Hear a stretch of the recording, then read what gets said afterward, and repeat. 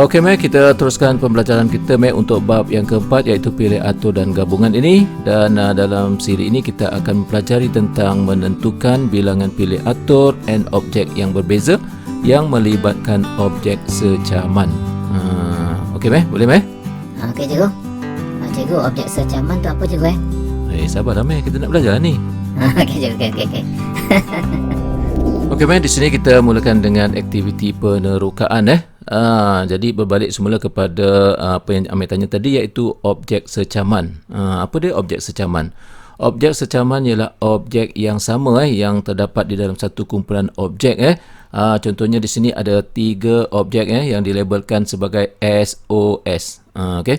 Didapati dalam kumpulan objek ini terdapatnya 2 objek yang sama, iaitu yang dilabelkan sebagai S. Itu dipanggil sebagai objek secaman. Boleh, Meh? Oh, yang tu, cikgu. Tak susah pun, cikgu. Itulah. Okey. Jadi apa yang kita nak buat sekarang, kita nak susun ketiga-tiga objek ini.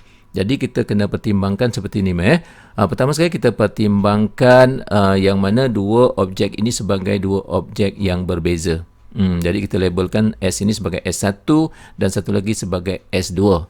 Okey, maka daripada situ dapat kita susun seperti ini. S1O S2, S1 S2O, O S1 S2 dan seterusnya. Okey. Boleh faham Okey, cikgu, boleh.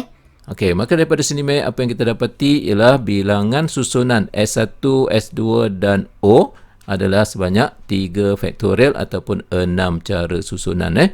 Di sini kita mempertimbangkan bahawa 2 objek ni adalah objek yang berbeza. Tetapi bila kita pertimbangkan yang S1 dan S2 ini adalah objek yang sama, iaitu sebagai objek S, maka daripada sini hanya 3 susunan saja yang dapat kita bentukkan di sini, iaitu SOS, di mana SOS ini daripada S1O S2 dan juga S2O S1 dianggap sebagai susunan yang sama. Boleh faham itu? Boleh, cikgu.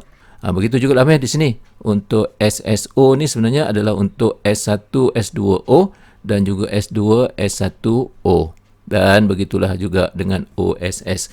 Okey, daripada sini dapat kita nyatakan bahawa bilangan susunan SOS iaitu 3. Okey, daripada sini kita tahu bahawa bilangan susunan SOS sama dengan 3 dan 3 itu bersamaan dengan 6 bahagi 2 Dan 6 ni datangnya daripada 3 faktorial, manakala 2 datangnya daripada 2 faktorial.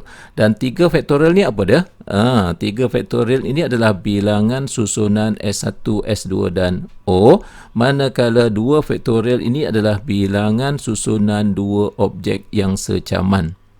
Ini susunan 2 objek S ini, bilangan susunannya ialah 2 faktorial. Boleh tak tu? Okey, cikgu.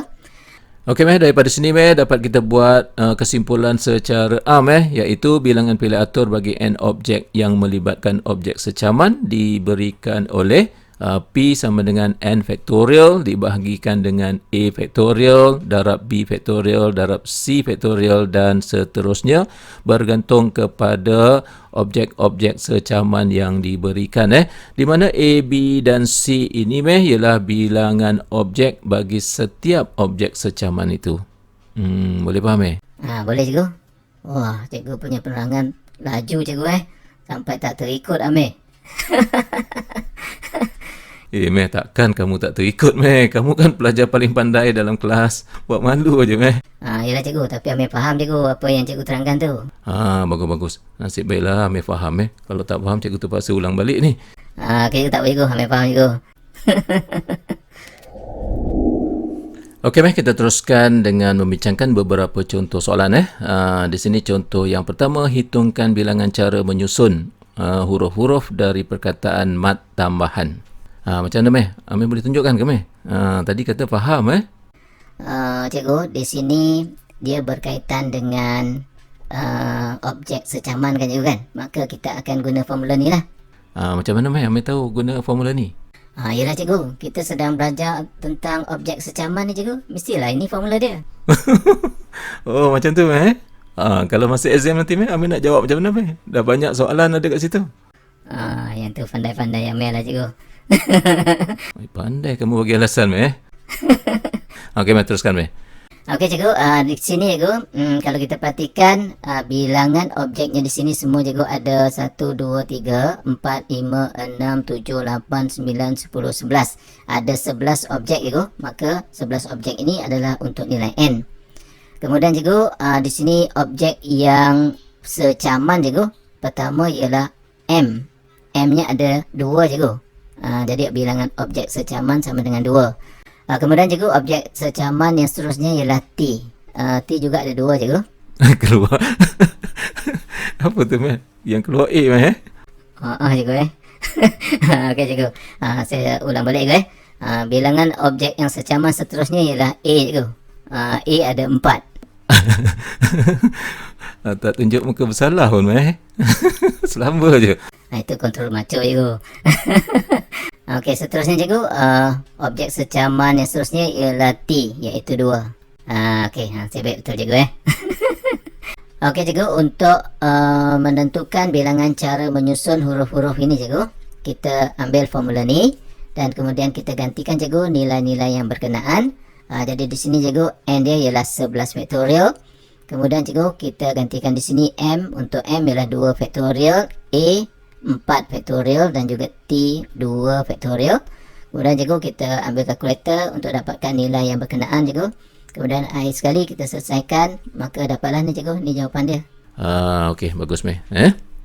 Yang penting apa, Meh, kat sini, Meh? Yang penting rumus dia kita hafal dan kita tahu nak gunakan cikgu. Tak boleh hidup, Meh, kalau tak ada rumus, Mana boleh cikgu, mesti nak kena ada. Okey, Meh, seterusnya, Meh, kita lihat contoh soalan yang kedua, iaitu terdapat 5 helai baju berwarna biru dan 3 helai baju berwarna merah di dalam sebuah almari. Cari bilangan cara semua baju itu dapat disusun dalam satu baris. Macam mana, Meh, yang ni, Meh? Di sini cikgu, 5 helai baju berwarna biru, itu maksudnya terdapatnya 5 objek yang secaman. Dan satu lagi cikgu, 3 helai baju yang berwarna merah, terdapatnya 3 objek yang secaman. Okey, bagus-bagus. Kemudian, Meh, macam mana, Meh, cara kita nak cari bilangan dia? Yang ni cikgu, kita akan gunakan rumus. Itulah modal kamu, Meh. Mula-mula mesti rumus, Meh. Yang tu pastilah cikgu. Okey, teruskan, Meh. Seterusnya cikgu, di sini kita tahu bahawa jumlah objeknya ialah 8, maka 8 itu adalah untuk nilai N. Kemudian cikgu, bilangan objek secaman iaitu baju yang berwarna biru 5. Kemudian bilangan objek secaman baju yang berwarna merah iaitu 3. Kemudian cikgu, untuk menentukan bilangan cara menyusun, kita gunakan rumus ini cikgu, kita gantikan nilai-nilai yang berkenaan. Maka di sini gunakan kalkulator cikgu, kita selesaikan, akhirnya dapatlah 56 cara susunan. Okey, Meh, ada soalan apa-apa tak? Tak ada cikgu. Okey, kalau macam tu maka pelajaran kita tamat sampai di sini untuk siri kali ini, Habis dah cikgu Sekejap je cikgu sekejap, Meh, yang ni, rasa tak puas lah pula belajar hari ni cikgu. Bagus, Meh, kamu ada perasaan macam tu, ni semangat dahagakan ilmu ni. Bagus tu, Patriotik cikgu, patriotik. Alah, sudahlah. Okey, Meh, kita jumpa lagi dalam siri video yang seterusnya, Okey cikgu, okey.